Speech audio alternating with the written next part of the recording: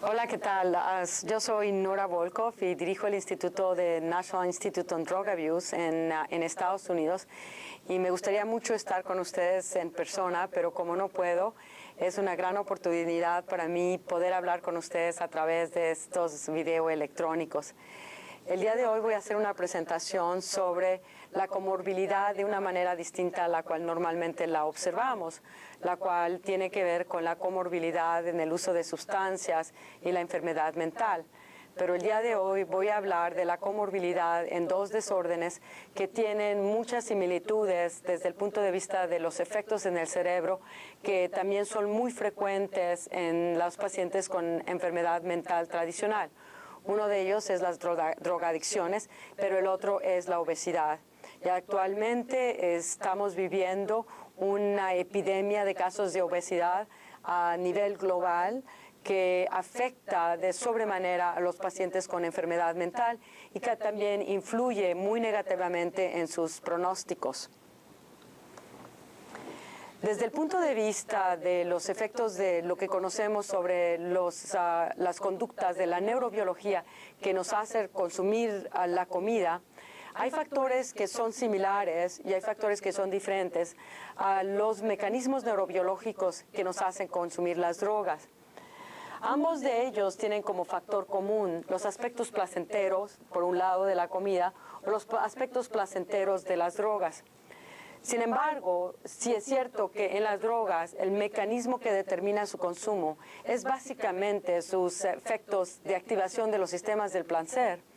En el caso de la obesidad y el consumo de la comida, también existen factores homeostáticos que regulan la ingesta de calorías de un individuo que tienen un valor fundamental en regular la cantidad de comida que consumimos.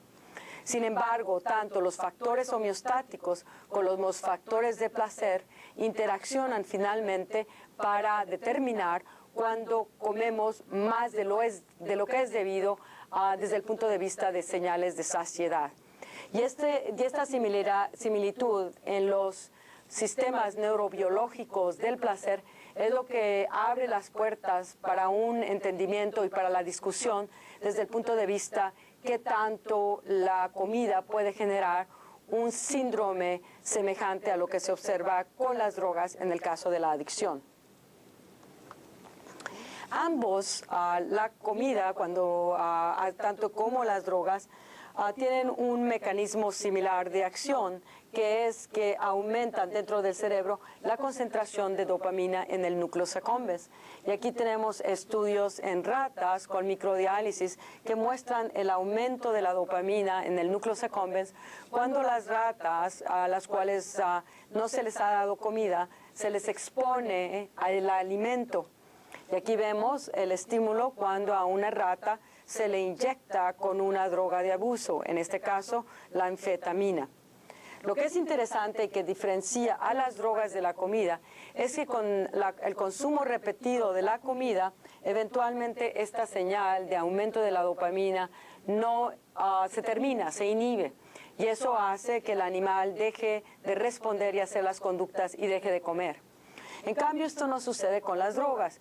Y el animal, la droga aumenta la dopamina y puede repetirse y repetirse y repetirse. Y la droga va a continuar aumentando la concentración de dopamina en el núcleo accumbens.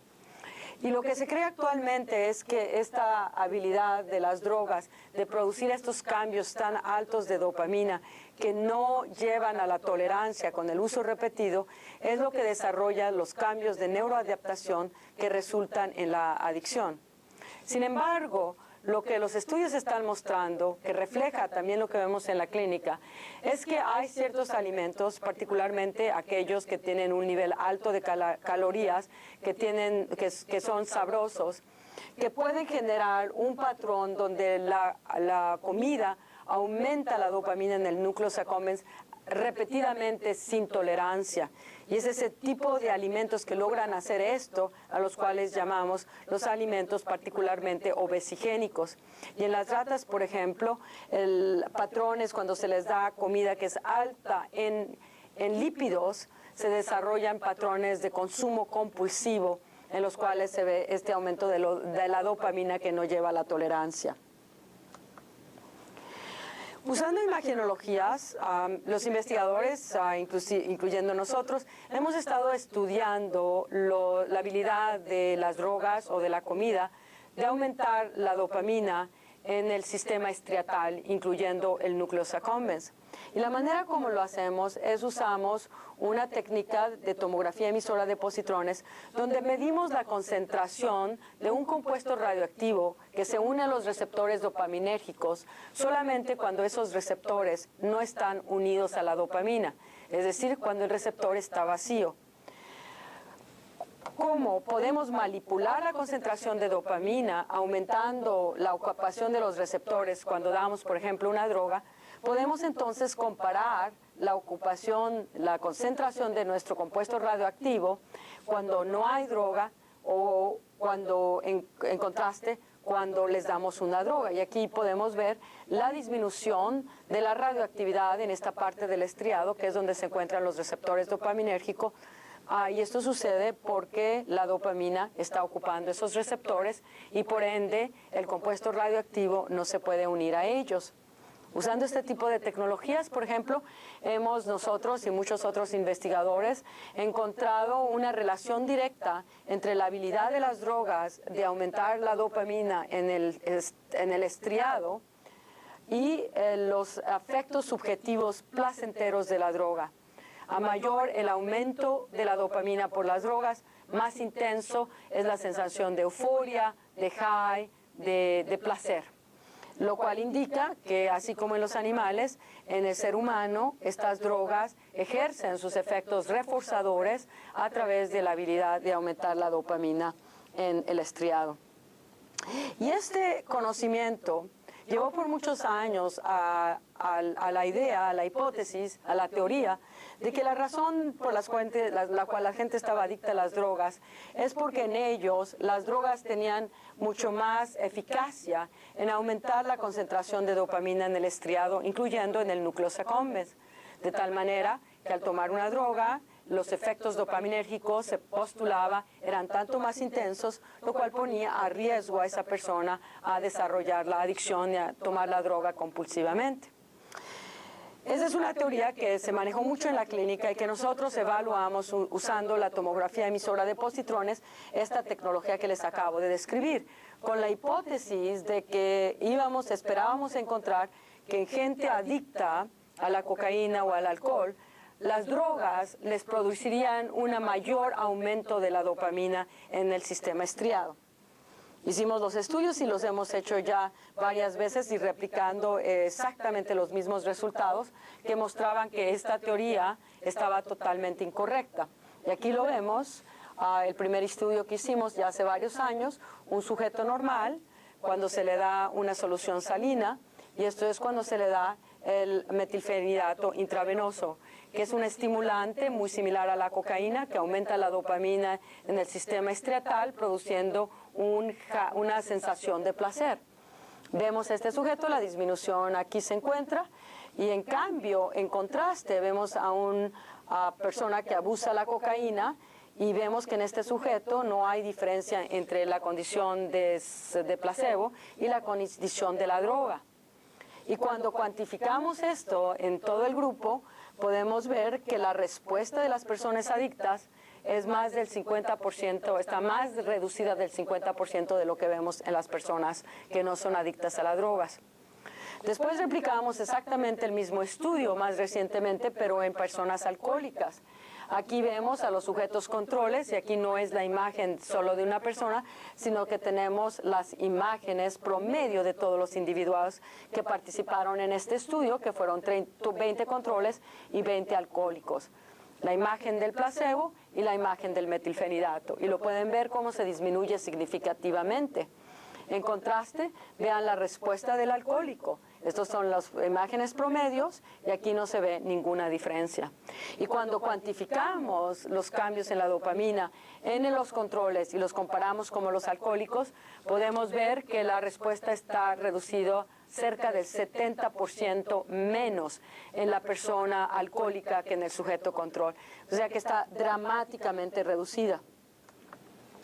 Más recientemente, replicamos estos estudios en personas que están adictas a la cocaína, pero que no han sido detoxificadas, dado que nuestros estudios anteriores estaban enfocados a estudiar pacientes que habían llevado un tratamiento de detoxificación, porque queríamos saber que no se trataba de los efectos de la discontinuación de la droga. Pero al mismo tiempo no sabíamos si esta disminución tan significativa de las respuestas dopaminérgicas es algo que resulta con la detoxificación prolongada, a diferencia de la reactividad del sistema dopaminérgico cuando estas gentes están consumiendo las drogas activamente. Para responder a esta pregunta, hicimos un estudio en gentes que están activamente consumiendo la cocaína, no están en un programa de detoxificación, y repetimos el mismo estudio. Y lo que encontramos en estos sujetos, este estudio todavía no lo hemos publicado, vemos clásicamente las imágenes promedio de los sujetos controles en placebo, sujetos controles con metilfenidato intravenoso. Y estos son los sujetos cocainómanos que no han sido detoxificados, y aquí lo tenemos con el placebo y aquí lo tenemos con el metilfenidato intravenoso. Y en estos sujetos, cuando cuantificamos los cambios dopaminérgicos en el estriado, vemos básicamente en este caso que no hay diferencia significativa, estadísticamente significativa, no lo podemos diferenciar del placebo. La respuesta en estos sujetos está tan atenuada que no podemos distinguir cuando se les inyecta una solución salina a cuando se les inyecta el metilfenidato intravenoso.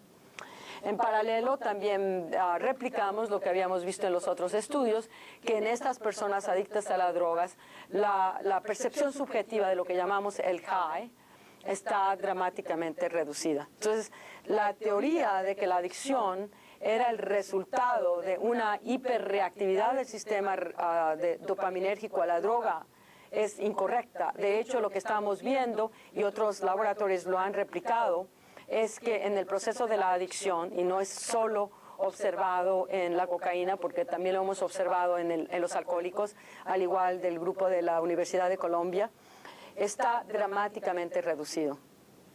Ahora, ¿qué sucede con la comida y la obesidad?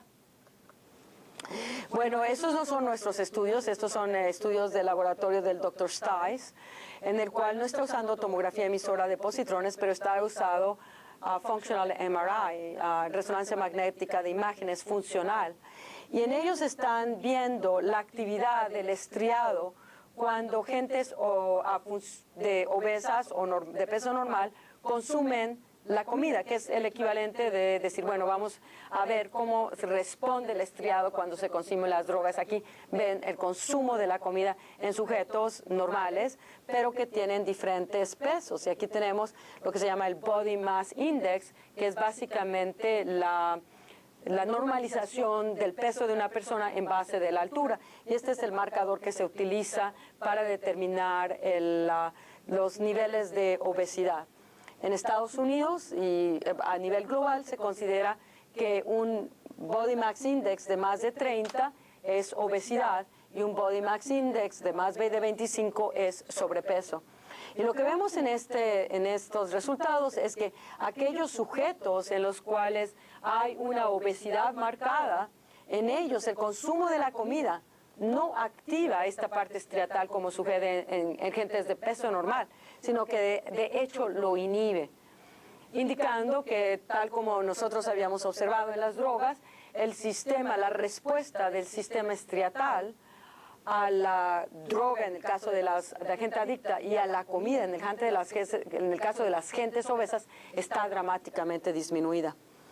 Ahora, lo que es interesante sobre estos hallazgos es que son paradójicos.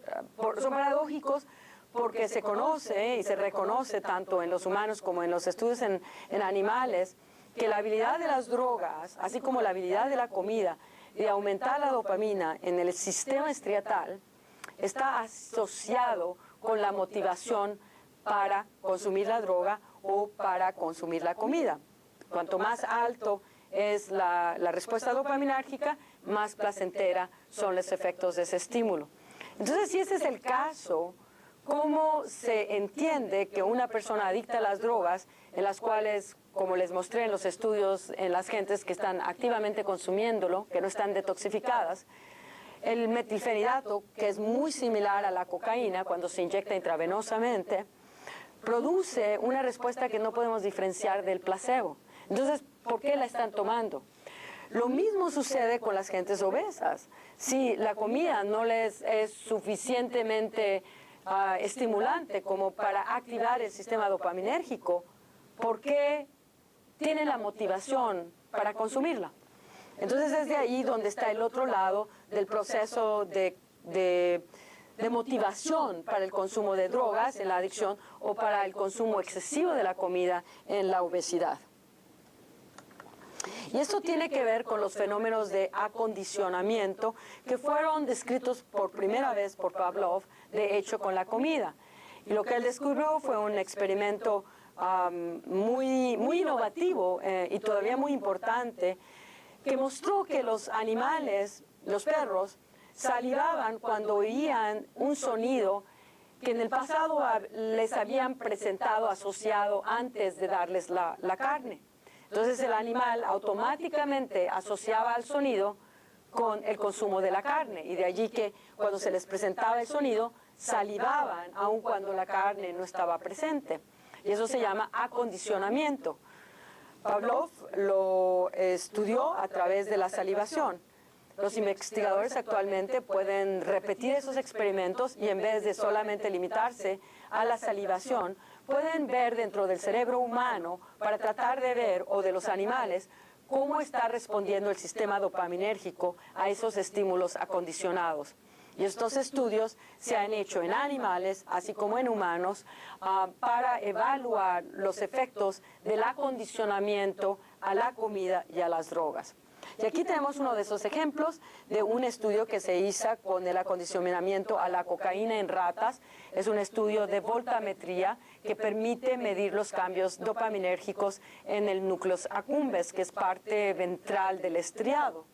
Y tienen dos grupos de animales. En unos, los que están aquí marcados en verde, son animales a los cuales se les somete repetidamente por varios días a un sonido, pero solamente al sonido en sí mismo.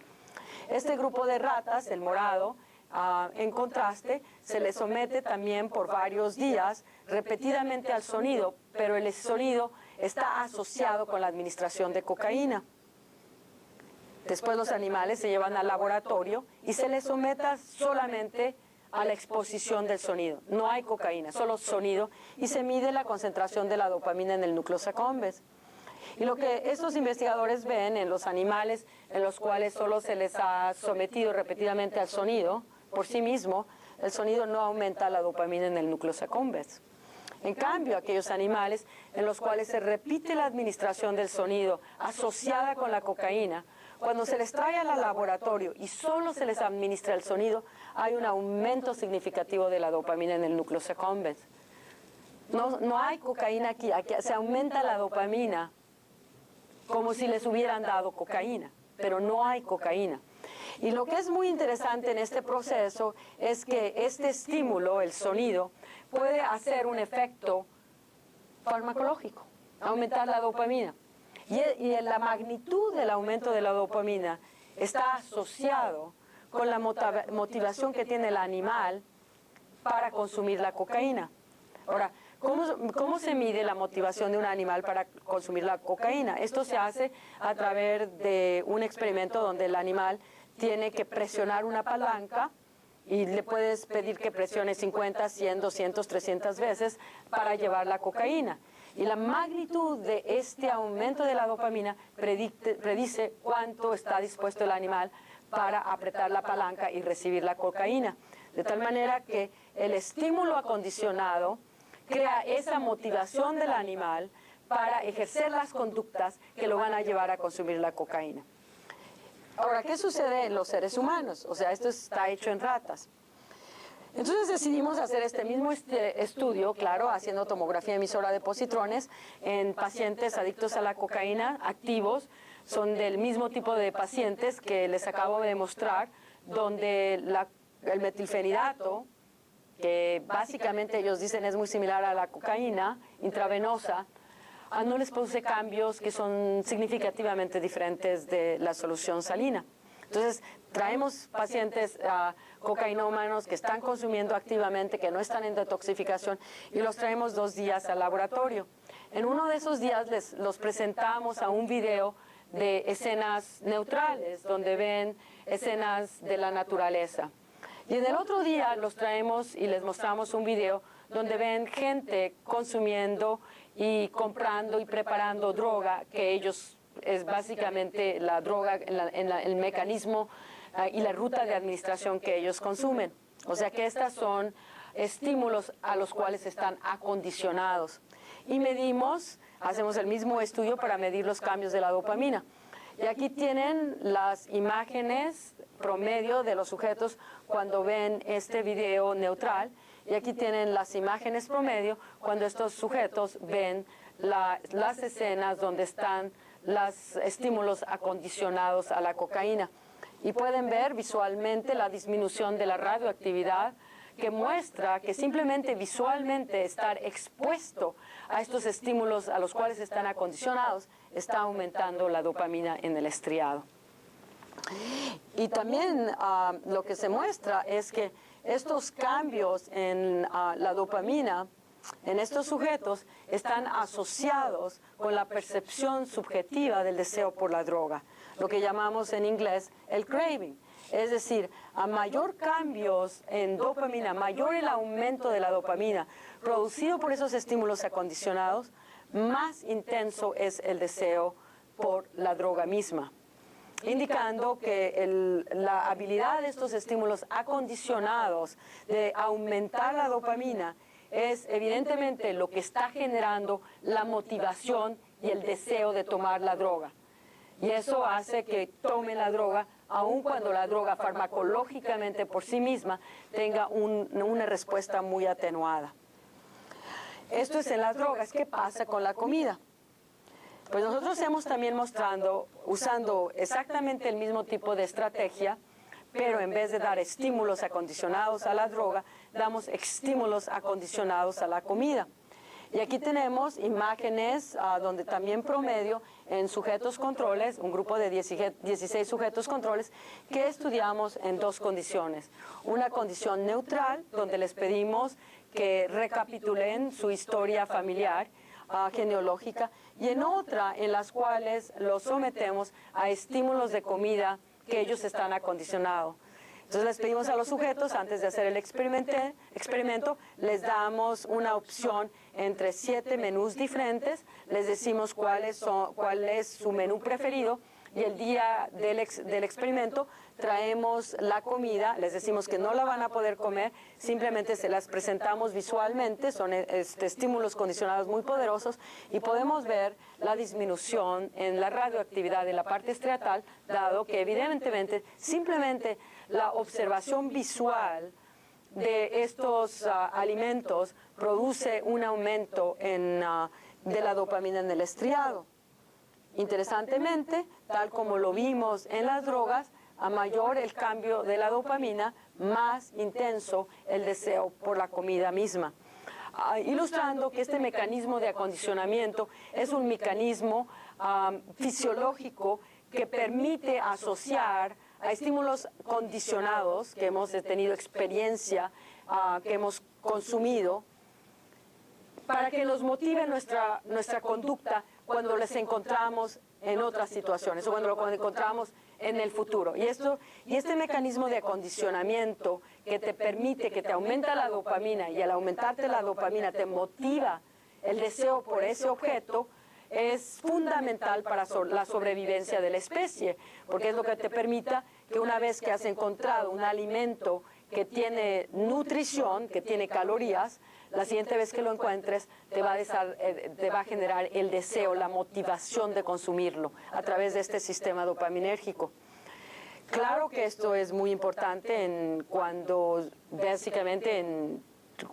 no existen alimentos, que es la historia de la humanidad, ¿no? Donde de conseguir los alimentos era algo muy difícil, y en la época prehistórica podía costarle la vida, o sea, ir de cacería te podía costar la vida. Y a los animales todavía les cuesta la vida.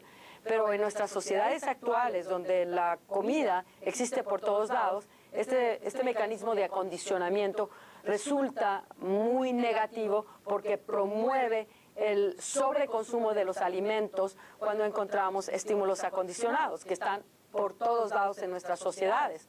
O sea, simplemente los anuncios en la radio, en las calles, ver todos los anuncios que hay por todos lados, al ir a pagar y encontrar chocolates por todos lados, permiten el tener el refrigerador en casa que está acondicionado, el asociar el comer en ciertas circunstancias nos acondiciona a esa conducta para desear la comida, juega un papel importantísimo en la creación de habituación y en el sobreconsumo de los alimentos. Now, una de las cosas, o sea, todos estamos sometidos en el caso de los estímulos de alimentación a estos estímulos y sin embargo no todos nos volvemos obesos. Lo mismo sucede con las drogas. Muchos individuos consumen drogas y sin embargo no pierden el control y la compulsividad. Entonces, si bien es cierto que estos procesos de acondicionamiento son súper importantes, tanto en la adicción como en el consumo excesivo de alimentos en la obesidad, también es evidente que otros mecanismos están protegiendo o están favoreciendo a aquellos que tienen estos síndromes y protegiendo a aquellos que no los tienen.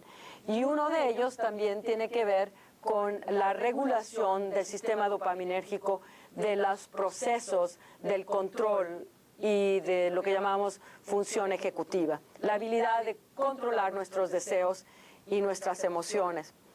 Y esto es regulado por el sistema de la corteza frontal y tanto el sistema dopaminérgico, tanto a través de los receptores dopamina D1 como de los receptores dopamina D2, regula el funcionamiento propio de estas áreas. Eso es como al tomar drogas o al consumir excesivamente alimentos de alto contenido calórico que desarrollan una serie de cambios homeostáticos negativos, como es la resistencia a la insulina, como es la resistencia a la leptina, que a través de los efectos de estas hormonas en las células dopaminérgicas empiezan también a crear este disfuncionamiento de los sistemas dopaminérgicos. La pregunta es si estos sistemas dopaminérgicos regulan el funcionamiento de la corteza prefrontal, qué es lo que está sucediendo en las personas adictas a las drogas o las personas que consumen excesivamente alimentos. Nuestra estrategia para tratar de resolver esta pregunta ha sido de utilizar, de medir en los mismos individuos tanto un marcador de las respuestas dopaminérgicas D2, usamos los receptores dopaminérgicos D2, y al mismo tiempo medimos el consumo de la glucosa en el cerebro. Y esto nos permite tener un indicador del funcionamiento del cerebro humano, dado que cuanto una área del cerebro está activada, consume más glucosa, y cuando una área del cerebro no está funcionando adecuadamente, cuando hay patología, consume menos glucosa. Entonces, el poder medir ambos marcadores de funcionamiento, de fisiología del cerebro, nos permite tratar de entender cómo cambios que ocurran en el sistema dopaminérgico finalmente afectan cómo funciona nuestro cerebro. ¿Y qué es lo que hemos encontrado? Bueno, lo que hemos encontrado, y se ha repetido por muchos investigadores, tanto en estudios con imágenes como en estudios de análisis de cerebros post-mortem, han mostrado que en general, a través de una gran variedad de adicciones, nosotros lo hemos estudiado para la cocaína, la metanfetamina, el alcohol, la heroína, pero otros también lo han estudiado para la nicotina y para la marihuana. Y a través de todos estos estudios lo que se muestra es que en general las personas adictas tienen una disminución de los niveles de los receptores dopamina D2 en el estriado, muy consistente, y de hecho estudios en animales, por ejemplo, han también mostrado que aquellos animales que tienen una predisposición al consumo de las drogas tienen una disminución de los receptores dopaminérgicos D2 en el estriado cuando se les compara con animales que no administran las drogas. Aquí tienen dos ejemplos de nuestros estudios donde comparamos en cocainómanos. Son estudios independientes. Este es un estudio donde medimos los receptores dopaminérgicos D2 usando como marcador el espiroperidol, y aquí tenemos un estudio donde usamos como marcador el raclopride. Esos son pacientes hospitalizados, cocainómanos. Esos son pacientes que están en la clínica de outpatients, también cocainómanos. Lo que ustedes ven aquí es el número de receptores dopaminérgicos en función de la edad. Son receptores dopaminérgicos D2. Y vemos que con la edad disminuyen los receptores dopaminérgicos en ambos, pero que sobre todo los niveles están disminuidos en las personas adictas a la cocaína. Y aquí ven dos estudios. Resulta interesante al ver los datos individuales que la disminución de los receptores dopaminérgicos, que como les digo es algo que se ha reaplicado por muchos laboratorios y con muchas tecnologías, no es algo que completamente diferencia a las personas adictas de las personas normales. Aquí tenemos una persona normal que tiene receptores dopaminérgicos muy bajos, que no está adicta, y aquí tenemos una persona adicta que tiene receptores dopaminérgicos muy altos. Entonces, cuando uno encuentra resultados de este tipo, la pregunta es, ¿qué es lo que significa? Y cuando uno tiene ese nivel de consistencia, lo que implica para mí es que tener una disminución de receptores dopaminérgicos D2 en el estriado te hace vulnerable a la adicción, pero no es equivalente a estar adicto, te hace más vulnerable. Ahora, ¿cómo demostramos esa asociación mecanística entre la vulnerabilidad al consumo de drogas y los receptores dopaminérgicos D2 disminuidos? La manera como lo haríamos en este estudio, por ejemplo, es si pudiéramos tener una estrategia que nos permitiera aumentar los receptores dopaminérgicos D2 en el estriado en personas adictas. Entonces postularíamos que debería haber una disminución del consumo de drogas en estos individuos, y eso nos podría demostrar que existe efectivamente una relación mecanística. Como no podemos hacer esto en humanos, porque no podemos aumentar los receptores dopaminérgicos en el estriado, pero lo podemos hacer en animales, y es lo que vemos aquí, y lo hemos hecho.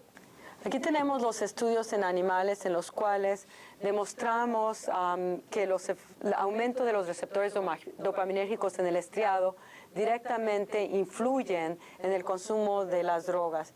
Estos estudios los hemos hecho tanto con alcohol como cocaína, y los resultados son los mismos. Aquí les presento los resultados en el estudio que hicimos, en los cuales se les enseñó a los animales, a las ratas, que administraran dosis altas de alcohol.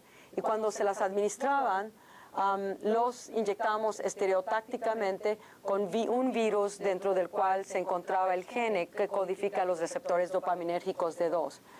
Cuando esto se hizo, aumentaron los receptores dopaminérgicos en el estriado aproximadamente el 50%, pero estos efectos fueron de corta duración y a los 10 días regresan a niveles normales. Pero podemos inyectar de nuevo a los animales con el adenovirus en el día 20 y aumentan los receptores. Cuando aumentamos los receptores dopaminérgicos en el estriado, vimos una disminución drástica del consumo del alcohol o de la cocaína. Aquí les presento la disminución del alcohol, que se ve para abajo al 70%. Conforme regresan los receptores a niveles basales, se regresa el consumo de alcohol a cantidades altas.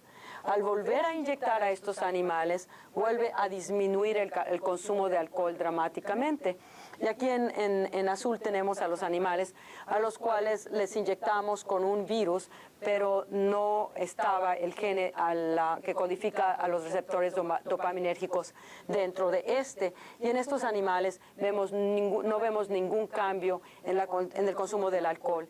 indicando que el aumento de los receptores dopaminérgicos en el estriado, el tener niveles altos de receptores dopaminérgicos D2 en el estriado, previene contra el consumo compulsivo de cantidades altas de alcohol o de cocaína, que es básicamente lo que caracteriza a la adicción.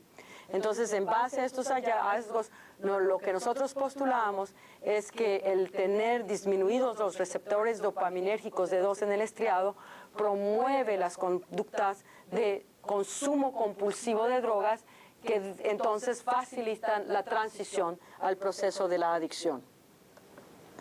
¿Qué sucede con la obesidad? Interesantemente, en la obesidad también vimos que existe una disminución de los receptores dopaminérgicos D2 en el estriado de pacientes obesos.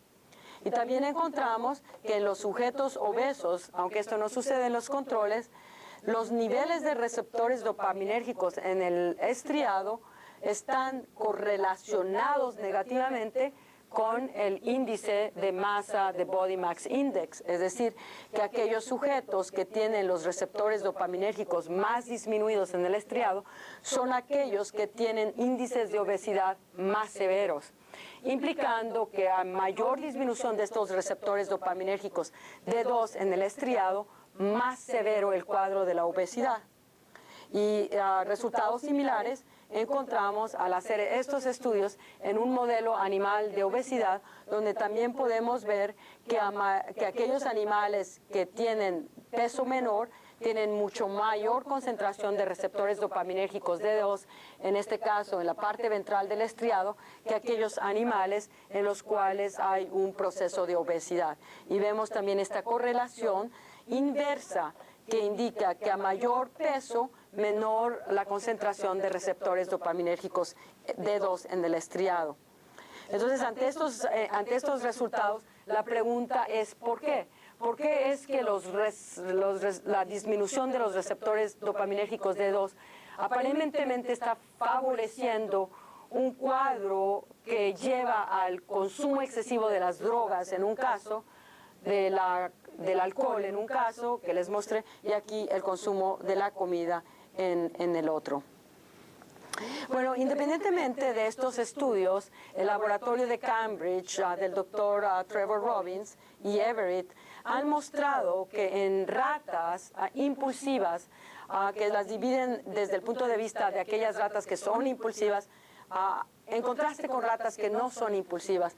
Y lo que muestran es que en las ratas impulsivas, los receptores dopaminérgicos D2 en el estriado están significativamente disminuidos, tanto en la parte dorsal como en la parte ventral. Entonces hay una disminución de los receptores dopaminérgicos en los animales impulsivos.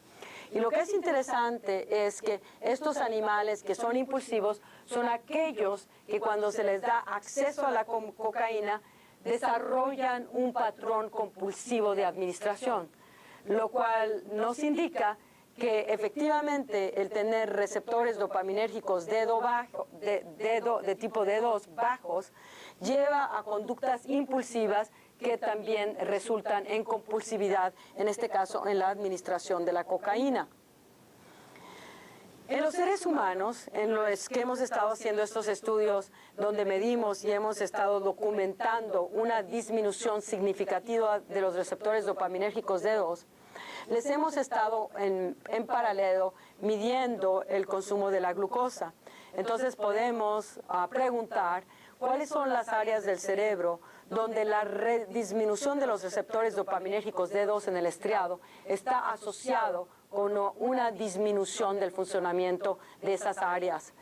Y aquí lo vemos en este diagrama, tenemos ilustrado las áreas donde hemos encontrado consistentemente en diferentes tipos de adicciones, lo hemos estudiado en la metanfetamina, la cocaína, el alcohol, que cuando los receptores dopaminérgicos D2 en el estriado están disminuidos, esto está asociado con una disminución de la actividad de la corteza prefrontal, y las relaciones son más fuertes tanto en el cingulate gyrus como en la corteza orbitofrontal. Y aquí tenemos el área de la corteza orbitofrontal, donde vemos la disminución del consumo de la glucosa en el sujeto cocainómano, y la actividad en este área está asociada con una disminución de los receptores dopaminérgicos. Entonces aquí tenemos resultados en los cocainómanos, a mayor disminución de los receptores, más disminución de la actividad de esta área del cerebro. Resultados idénticos encontramos con el Singulate, y lo mismo en las personas metanfetamínicas o en los alcohólicos, indicando que uno de los mecanismos por los cuales la disminución de los receptores D2 en el estriado están produciendo compulsividad es porque llevan al desfuncionamiento de estas áreas del cerebro que son indispensables para poder ejercer control sobre los deseos y las emociones. Y de hecho, en estudios animales donde se pueden hacer lesiones de esta área del cerebro, esto resulta en un cuadro de compulsividad conductual, donde el animal sea que se administre compulsivamente drogas, o que consuma grandes cantidades de agua, o que consuma grandes cantidades de comida, dependiendo del estímulo que se le presenta al animal en el experimento. En sujetos obesos hemos hecho exactamente el mismo estudio, y aquí tenemos una proyección de una imagen de Magnetic Resonance Imaging, donde podemos ver, pedimos a todo nivel del cerebro donde se identifique cuáles áreas del cerebro está disminuido el consumo de la glucosa cuando están disminuidos los receptores dopaminérgicos D2 en el estriado. Y vemos exactamente los mismos resultados, que es en la corteza orbitofrontal y en la corteza del cíngulo.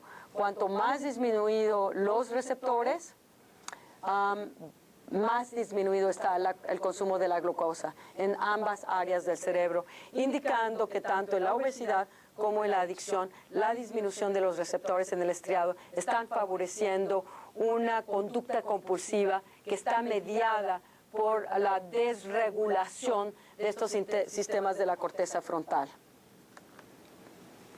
Entonces, en base a estos conocimientos, ¿cómo podemos integrar estos desfuncionamiento de estos circuitos tan importantes que están no funcionando adecuadamente en la adicción y en la obesidad, pero que funcionan, que nosotros nos vemos expuestos en cualquier día varias veces a tomar una decisión de si hacemos una decisión de hacer algo y si la podemos inhibir?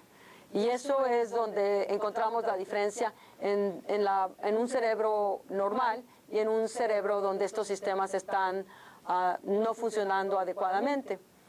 Cuando nos encontramos cualquiera de nosotros ante un estímulo que es muy placentero, entonces es placentero, queremos hacerlo, tenemos la memoria, estamos acondicionados a él, lo hemos experimentado en el pasado, nos gusta, tenemos deseos, queremos hacerlo, pero al mismo tiempo nuestra corteza prefrontal, donde interviene tanto la corteza orbitofrontal como la corteza del cíngulo, hacen una decisión y dicen esto no es adecuado. Y a través de estas áreas de la corteza prefrontal se inhibe la señalación dopaminérgica que te lleva a la acción motora para consumir el estímulo. Entonces, normalmente, si la corteza prefrontal está funcionando adecuadamente, podemos inhibir ese impulso, aun cuando tenemos deseo de hacerlo, lo podemos inhibir y no lo hacemos. Cuando existe un disfuncionamiento de estas áreas del cerebro, y lo estoy ilustrando desde el punto de vista de la adicción y de la obesidad, pero en las enfermedades mentales, por ejemplo, tenemos claramente evidencia que hay desfuncionamiento de algunos de estos circuitos. Pero volviendo al problema de la adicción o la obesidad, lo que tenemos es un sistema donde el control está básicamente muy disminuido, porque la corteza prefrontal, les acabo de mostrar, las áreas no funcionan adecuadamente, en parte a través de la regulación impropia del estriado a la corteza prefrontal, no funciona adecuadamente. Los sistemas de acondicionamiento están hipersensibilizados, los cuales activan el valor del estímulo, de tal manera que al activarlo, esto motiva la conducta, el deseo de consumirlo, pero como la corteza prefrontal no está adecuadamente funcionando, esto no permite parar el impulso del deseo y se lleva al consumo de la droga o de la comida. Al consumir la droga o la comida, aun cuando éstas no crean una reacción poderosa, crean una respuesta de acondicionamiento donde el sujeto está expectando, predice que va a haber una respuesta a el estímulo y al no tenerla, la vuelve a tomar para ver si logra encontrar esa respuesta de estimulación que no está ocurriendo con la droga o con la comida. Y esto resulta en una conducta de compulsividad que no se puede terminar, dado que la corteza prefrontal no está funcionando adecuadamente. Ahora, todos de nosotros, en una circunstancia o en otra, perdemos el control y nos vemos comiendo más de lo que nos hubiera gustado comer. Y eso tiene que ver con el que el control a través de la corteza prefrontal puede estar disminuido en circunstancias, por ejemplo, de gran estrés o cuando estamos altamente cansados. La corteza prefrontal no puede tener la misma capacidad de control. En ciertas enfermedades mentales, por ejemplo, en el síndrome de inatención, la corteza prefrontal tampoco necesariamente está funcionando óptimamente. En los casos de la esquizofrenia, por ejemplo, también sabemos que la corteza prefrontal no funciona adecuadamente. En casos de depresión tenemos problemas en el sistema de placer, tenemos problemas en el sistema de memoria, particularmente en sistemas también de reactividad al estrés. Y al tener una hiperreactividad al estrés, esto puede desencadenar una situación donde aumenta el valor de un estímulo acondicionado que puede llevar a la compulsividad. Entonces, estos sistemas que describí, tanto como la adicción a la obesidad, no son únicos para estas dos condiciones, sino que ejercen un funcionamiento en cada uno de nosotros. Y desde el punto de vista en nuestras circunstancias y que también están funcionando estos sistemas, podemos controlar nuestras conductas la mayor parte del tiempo y aun cuando la situación nos expone a estímulos altamente reforzadores, por ejemplo, lo ilustraba con la comida, podemos inhibirlos y mantener nuestro peso. Pero en circunstancias donde el estrés es mayor o donde hay vulnerabilidad genética o donde hay ciertas etapas del desarrollo humano, particularmente donde la adolescencia, donde es más vulnerable, esto puede llevar a la pérdida del control y a la compulsividad. Y con esto quiero terminar mi exposición, pero quiero agradecer a mis colaboradores de Brookhaven National Laboratory, con los cuales estos estudios no hubieran sido posibles. También quiero agradecer a los institutos de salud, en particularmente al NIDA, por el soporte de estas investigaciones y quiero agradecerles a ustedes también su atención y la oportunidad de poder permitirme hablar con ustedes sobre la pérdida del control, tanto en las adicciones como en la obesidad. Muchísima suerte.